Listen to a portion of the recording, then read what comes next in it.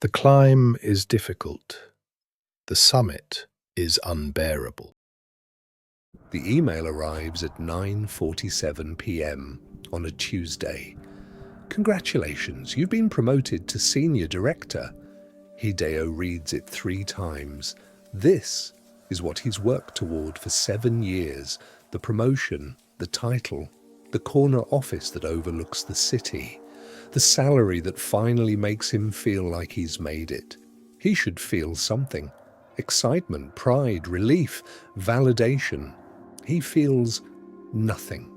Not numbness. Numbness implies something was there and went away. This is different. This is the absence of the thing that was supposed to arrive when he achieved this. He clicks on his banking app. 6 figures saved. The apartment he wanted. The car he drove past for 3 years. The watch that signals success. The wardrobe that says, "I've arrived." All of it acquired. All of it checked off. And he feels exactly the same as he did when he had none of it. No, that's a lie. He feels worse because when he had nothing, he could tell himself that happiness was waiting on the other side of achievement. That once he got there, everything would feel different. Now he's there, and the thing he was chasing doesn't exist. Hideo walks to his apartment window, 32nd floor. He can see the office building where he used to work as a junior analyst, the apartment complex where he lived with 3 roommates, the gym where he used to run on a broken treadmill. He climbed out of all of it. He won.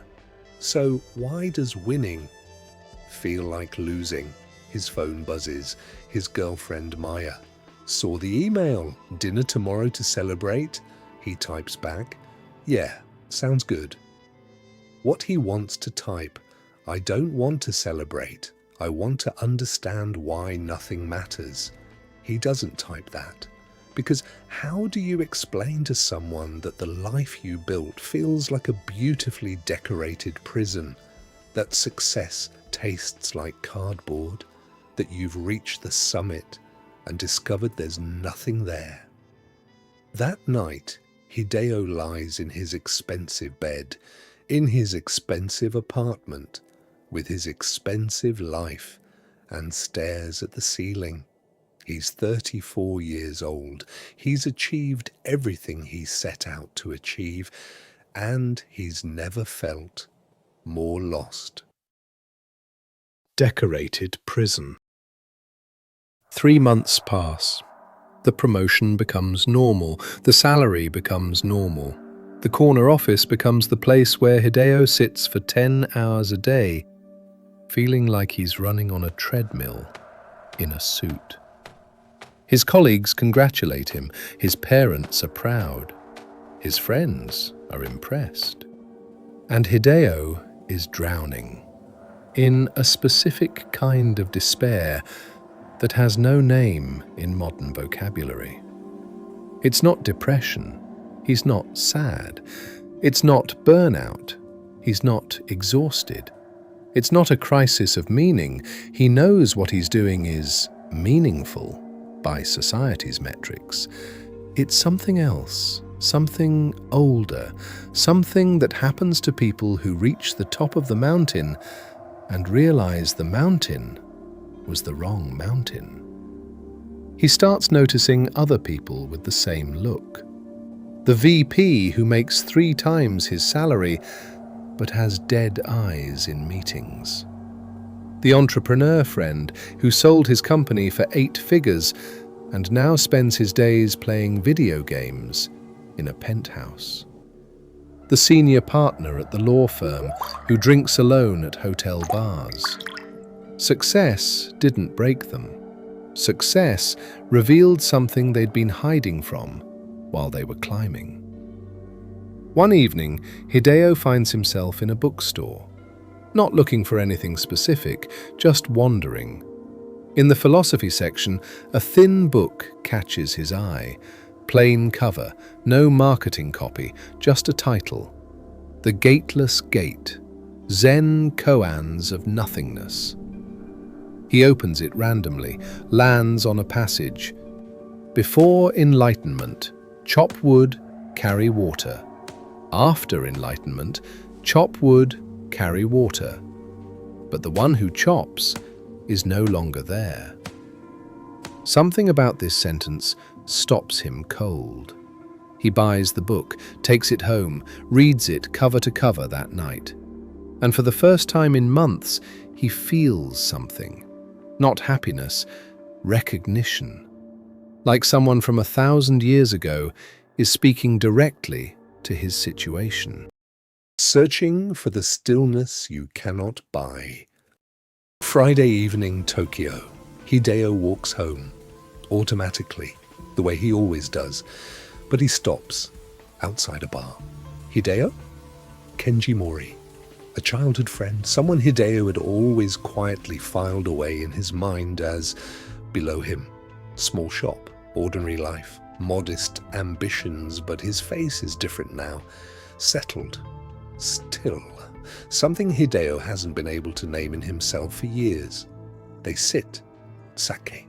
The easy warmth of old familiarity. By the third glass, the words come out. Hideo talks. Really talks. For the first time. About the 3 a.m. nights. About the emptiness that somehow grows with every achievement instead of shrinking. Kenji listens. He doesn't say, it'll pass. He doesn't say, that's just life. Then, quietly, I know that feeling. 3 years ago, I was there. A pause. I found someone who gave me a different way to see everything. He pulls a piece of paper from his pocket. An address in the mountains. His name is Sato. Who is he? Hard to explain, Kenji almost smiles. I put it off for 2 months, finally went. Hideo, I'm okay, genuinely, for the first time in years. Home, the paper on the table, 3 a.m. This is ridiculous, and he thinks, some man in the mountains, but Kenji's face, that stillness. Sunday, 4 in the morning, Hideo gets up, gets dressed, types the address into the GPS. I'll just see, he tells himself. Tokyo falls away. Silence takes its place. The car moves toward the mountains. Ladders only move you through space. The temple interior is simple. Wooden floors, minimal furniture, a small shrine in the corner, incense burning. Sato gestures for Hideo to sit. You're asking yourself, why don't I feel happy after achieving everything? Hideo nods. Wrong question. That question assumes that achievement should produce happiness. It's based on a false premise, like asking why the sun doesn't make ice. But everyone says if you work hard, if you achieve your goals, you'll be fulfilled. Everyone is repeating the same lie they were told, because admitting the truth is too terrifying. What truth? Sato pours tea, hands a cup to Hideo. That achievement and fulfillment are not related at all. Achievement is external, measurable, visible. Fulfillment is internal, immeasurable, invisible. You've been climbing a ladder, expecting each rung to make you feel different inside, but ladders don't do that. They just move you through space.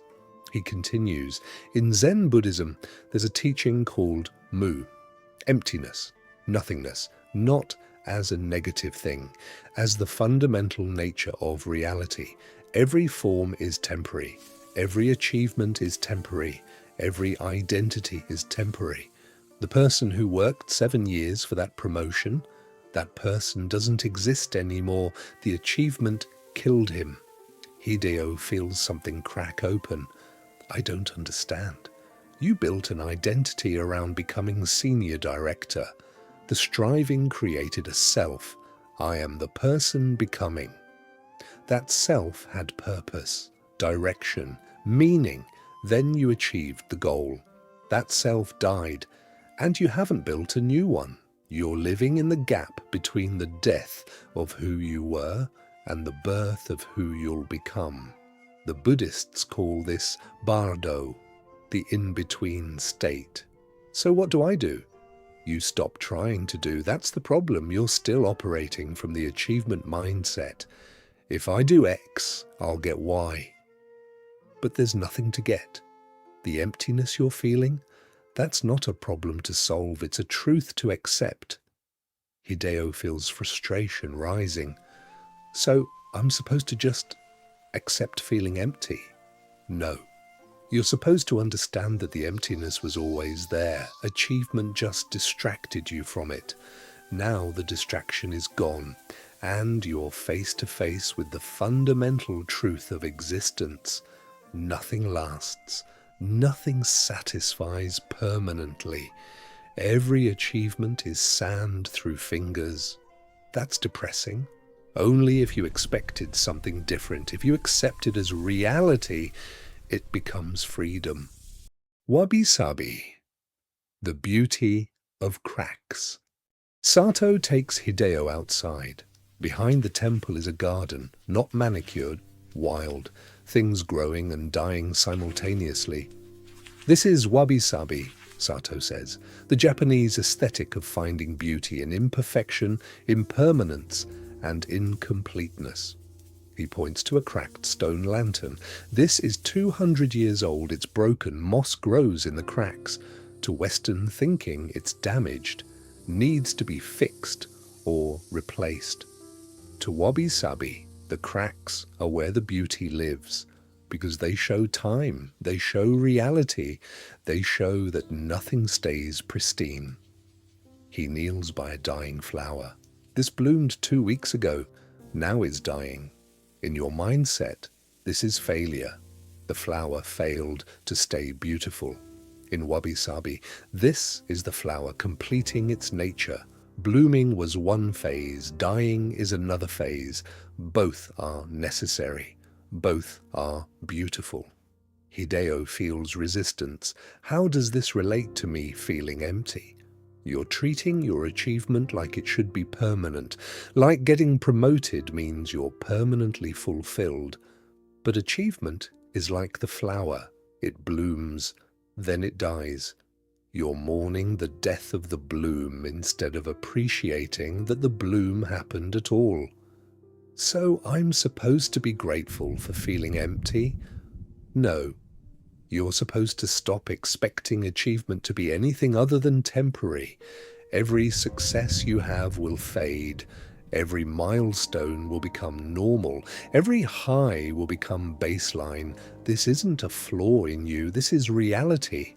He gestures to a tree with twisted branches. This tree grew around obstacles. It's not straight like a plantation tree. It's asymmetrical, imperfect. And because of that imperfection, it's still alive 300 years later, while the perfect trees died in the first storm. Your life is the same. The imperfection, the emptiness, the dissatisfaction, these aren't problems, they're what keeps you growing. Hideo sits with this. It doesn't feel comforting, but it feels true. So what do I do with the emptiness? Stop running from it. Stop trying to fill it. Let it be there. Create space for it.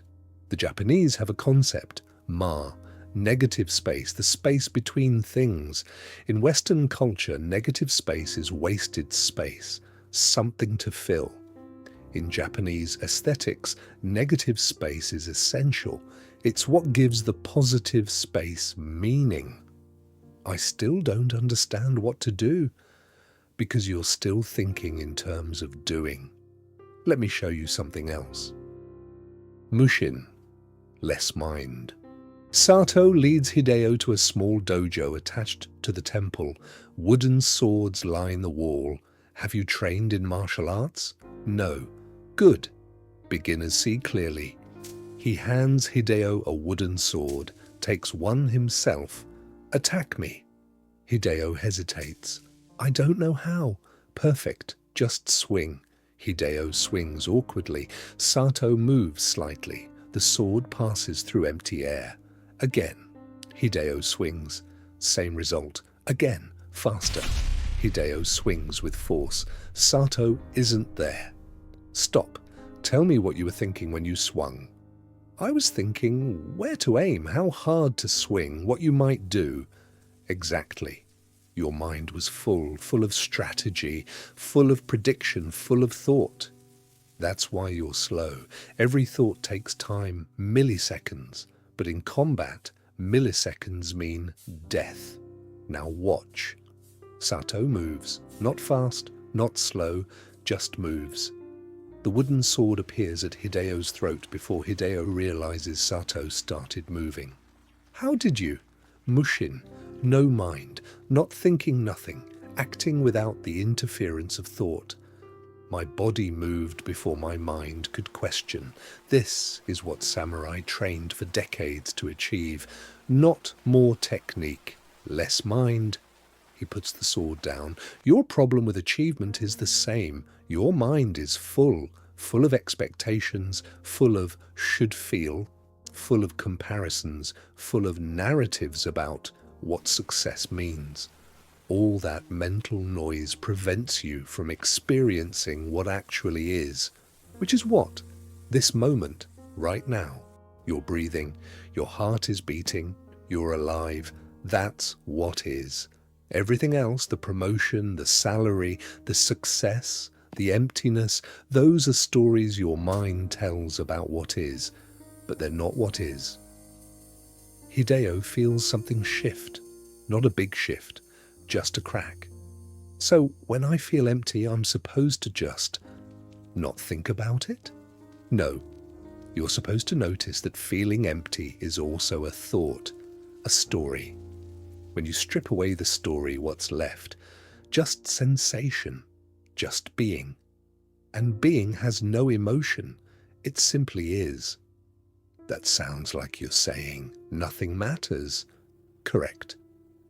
Nothing matters, that's the liberation, or you spent 7 years believing the promotion mattered. That belief created suffering, because if it matters, then not having it is failure. Having it and not feeling different is also failure. The belief that it matters made you a prisoner. Accepting that it doesn't matter sets you free. But if nothing matters, why do anything? Because doing is what life does. Trees grow, rivers flow, humans act. But the tree doesn't grow for something. The river doesn't flow to somewhere. They do what they do because that's their nature. You can act without needing action to produce meaning. That's Mushin applied to life. Shoshin, the useful fiction. 3 weeks pass. Hideo comes to the temple every Saturday. Sato teaches, mostly through tasks that seem unrelated to Hideo's problem. Sweeping the steps, arranging stones, sitting in silence. One morning, Sato asks, "What were you before you decided to become senior director?" "I was a junior analyst." "No. What were you before you decided anything about your career?" Hideo thinks. "I don't know, a kid." "Yes, a kid who didn't know what success meant, who hadn't built an identity around achievement, who could play for hours without needing it to lead anywhere. That's Shoshin, beginner's mind, the mind before accumulation, before expertise, before identity." He continues, "Every achievement you've had has added layers to your identity. I am someone who succeeds. I am someone who climbs. I am someone who achieves. Each layer made you more rigid, more defined, more trapped in the definition. Now, you're Senior Director Hideo, and Senior Director Hideo is a prison. So I'm supposed to quit? Give it all up? No. You're supposed to hold it all lightly. Zen masters have a saying, if you meet the Buddha on the road, kill him.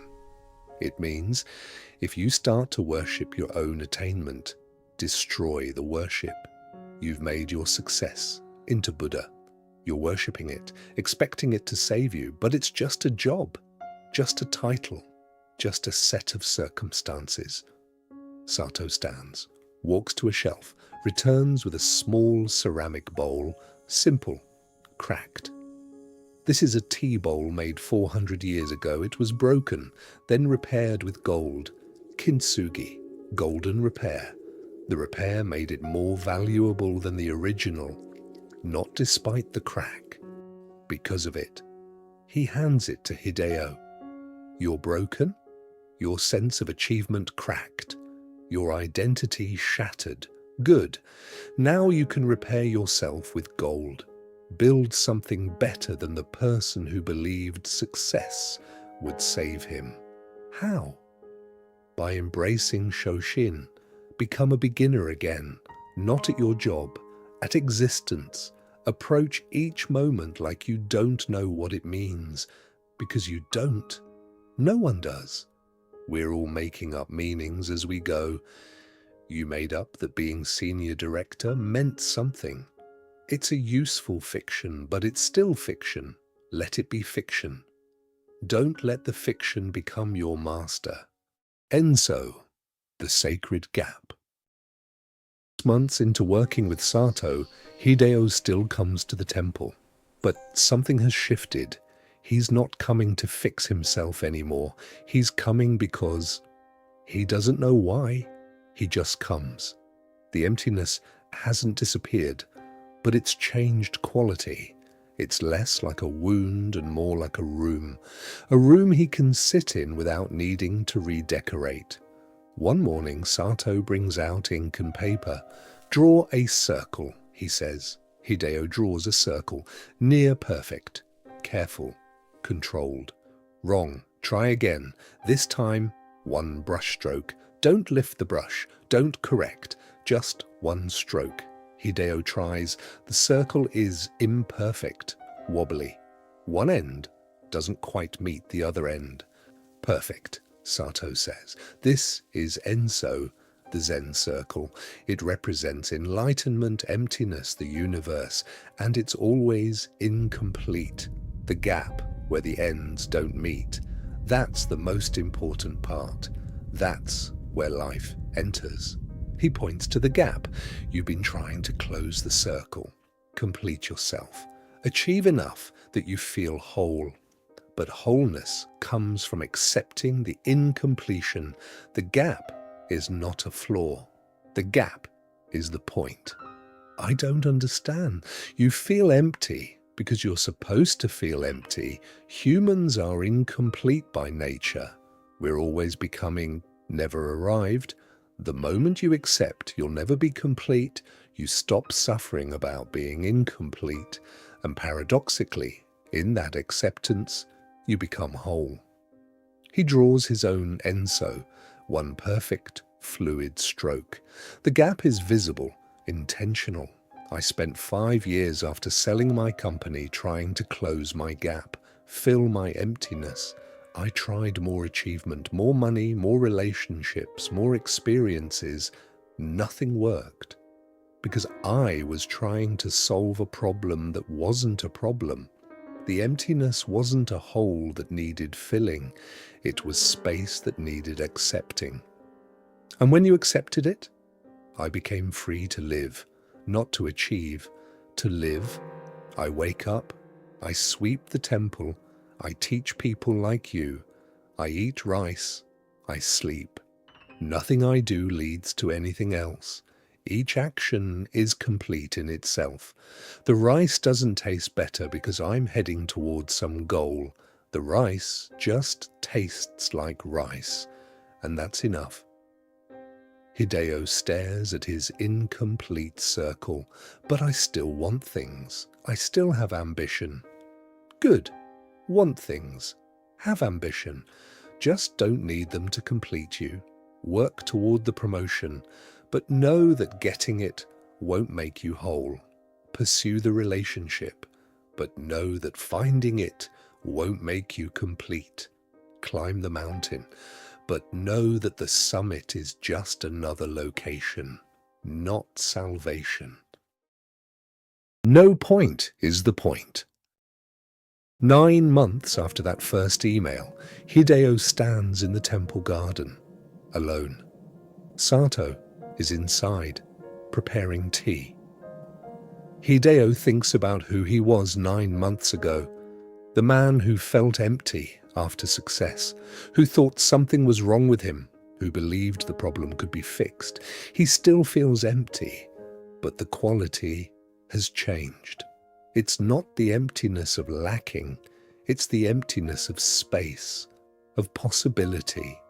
He's still senior director, still has the apartment, the car, the salary, but those things are lighter now. They're circumstances, not identity. Last week, his company offered him VP, more money, more status, more of what he thought he wanted. Old Hideo would have said yes immediately, would have climbed because climbing is what you do. New Hideo asked for a week to think about it, not because he's conflicted, because he wants to make sure he's choosing, not climbing. There's a difference. Sato joins him in the garden, hands him tea.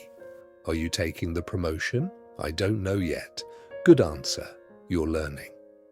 They sit in silence, not uncomfortable silence, just silence. I still don't know what the point is, Hideo says. If nothing matters, if achievement doesn't lead to fulfillment, if we're all incomplete forever, what's the point? Sato smiles.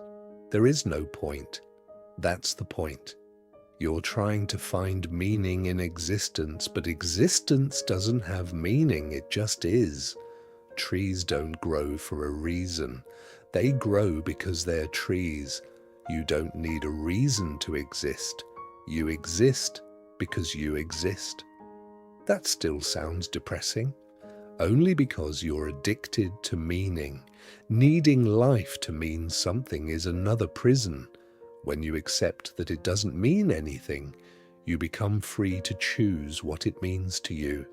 Not discover the meaning, create it. Temporarily, playfully, knowing it's made up. He points to a stone in the garden.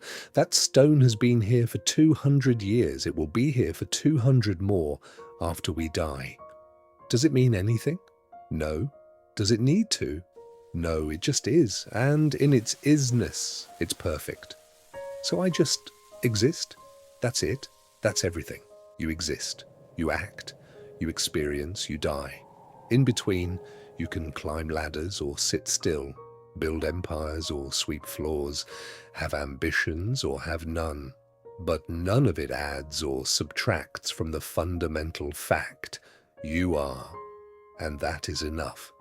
The room, not the furniture. 1 year after that first drive to the mountains, Hideo accepts the VP position, not because he needs it, because he wants to see what happens. The promotion happens, the salary increases, the responsibilities expand, and Hideo feels nothing. Not the crushing emptiness from before, just the neutral nothing of recognizing that this is another experience, another rung, another moment. He's good at the job, maybe better than before, because he's not doing it to become something. He's doing it because he's doing it. His girlfriend Maya notices the change. You're different, calmer, less driven. I'm still driven, just not by the same things. What drives you now? Nothing. I just do what I do. She doesn't understand, that's okay. He didn't understand a year ago either. At the temple, Sato asks him to teach a new student. A young man, 26, just made his first million in tech. Feels empty. Thought money would fix everything. Hideo recognizes the look immediately, the desperation masked as success. Why do you feel empty? Hideo asks. I don't know. I achieved everything I wanted, but I feel nothing. That's because achievement and fulfillment aren't related. You've been climbing a ladder expecting each rung to make you feel different, but ladders just move you through space. The words are Sato's. But coming from Hideo's mouth, they're true in a different way, because Hideo lived them. After the student leaves, Sato smiles. "You're teaching now." "I'm just repeating what you taught me." "No, you're teaching what you learned. There's a difference. I gave you words, you gave him experience. That's the transmission, not information. Transformation." "I still feel empty sometimes," Hideo admits. "Good. That means you're human. The emptiness doesn't go away. You just stop making it a problem. And when it's not a problem, it's just space. Space where life happens, space where breath enters, space where experience occurs. The emptiness is the room, not the furniture. You always were." 2 years after that first email, Hideo still goes to the temple. Not every week now, just when he feels the pull. He's VP. The job is fine, the money is fine, the life is fine. Fine isn't the problem anymore. Fine is just fine. He's seeing Maya still. They're talking about marriage, not because it will complete him, because they enjoy being together. That's enough. One Saturday, Sato asks him, "What did you learn?" Hideo thinks, not about what to say, about what's true. That achievement is a game. Play it if you want, but know it's a game. The ladder goes nowhere. The summit is just another location. Success is temporary. Failure is temporary. Identity is temporary. Everything changes. Nothing lasts. And that's not tragic. That's just true. What else? That emptiness isn't a problem. It's the natural state. Trying to fill it creates suffering. Accepting it creates peace. Not happiness, peace. There's a difference. And that life doesn't need to mean something. It just needs to be lived. I can have ambition without needing ambition to define me. I can pursue goals without needing goals to complete me. I can achieve without needing achievement to validate me. The doing is enough. The being is enough. Sato nods slowly. "You're ready." "For what?" "To stop coming here. You've learned what you needed to learn. Now go live it. Come back when you forget.